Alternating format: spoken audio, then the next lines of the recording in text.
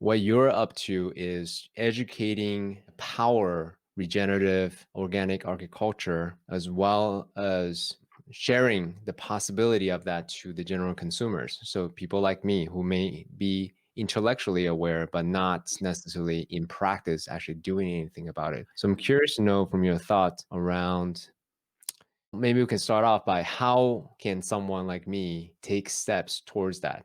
Yeah, I think that the first and most essential step that every person can do right now to take steps towards that, towards deepening that connection, is to get to know a farmer. I think that every single person on this planet should have a relationship with one being, one person who's growing food for us. We've become so disconnected, so divorced as a society from where our food comes from and how that food was produced, that I believe that is the single greatest reason for our human health collapse that we're facing. We are facing a human health collapse like never seen before in recent history, where chronic disease, cancer, autoimmune conditions, autism, obesity, ADD, ADHD, all these conditions are, we're seeing dramatic inflection points at rates we've never seen in recent human history. And I think we've seen this march at the same time. That sort of rise in all of these chronic illnesses have run concurrent to our march away from connection to source, to where our food comes from and how it's produced.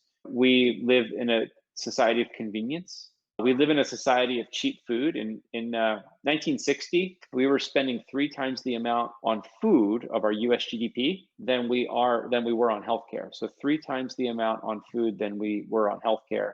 Today in 2020, we're spending twice as much on healthcare than we are on food. About 3.2 trillion of our gross domestic product is spent on healthcare than it is on food. And so ultimately, what we're doing is we're still paying for it. We're just paying for it on the back end through managing disease. And when I talk about this sort of march away from source and this disconnection, in 1945, during World War II, about 45% of all food purchased by US households was grown in our own backyard. So 45% of all food consumed was grown in our own backyards during the Victory Garden era, during World War II. Today, about 18% of all the food we purchase comes from other countries. So we're now net importing about 18% of all of our food. And so we as a society have just become so convenienced that we don't even know where food comes from. We don't have a relationship with someone in our community. Yet, where you live in Orange County and where I live in Pennsylvania, I guarantee you that on a Saturday morning, there is some awesome farmer's market happening within a few miles of your home where you can literally go and have a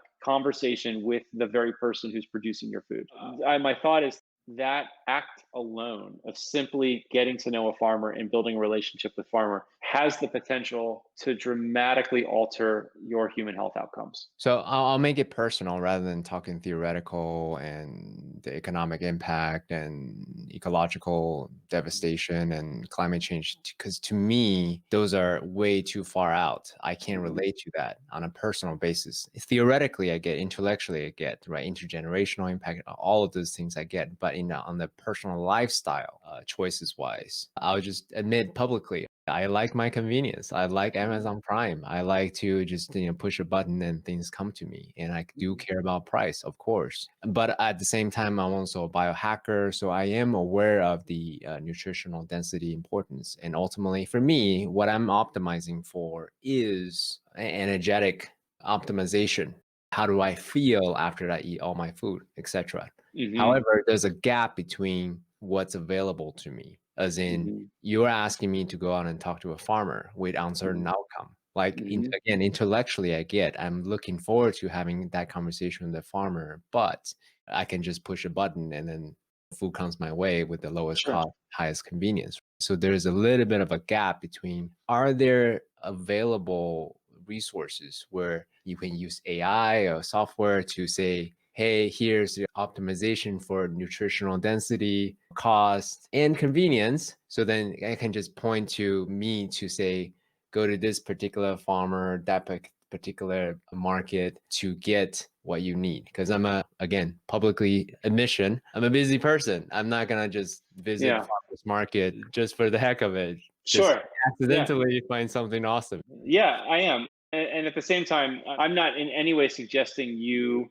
become some kind of a Luddite and stop your normal behaviors. That's not at all what I'm suggesting. But you do Sure. take time for daily exercise. You do take time for Yeah. daily meditation and movement and all these other Yes. tools that you use. What I am suggesting is we have to begin to think of it in terms of concentric circles. I think there's sort of those degrees of separation that we all know, like how we've become separated. And now we need to think about degrees of reconnection. And so, sure, not everyone has the ability to stop what they're doing on a day to day or a week to week basis and go visit a farm or a farmer's market, I or want even to. there is a spiritual practice. There is a self-realization and self-actualization that happens in the act of simply getting to know a farmer. So maybe once a month you say, okay, on this Saturday morning, I'm going to take a 2 hour block of time and I'm going to go visit this farmer's market and I'm going to stock up for the week or for a couple of weeks, and I'm going to learn a little bit about how agriculture works, and I'm going to have real intimate conversations with these growers that are doing it right, that are growing food in a regenerative organic way. I want to carve out 2 hours a month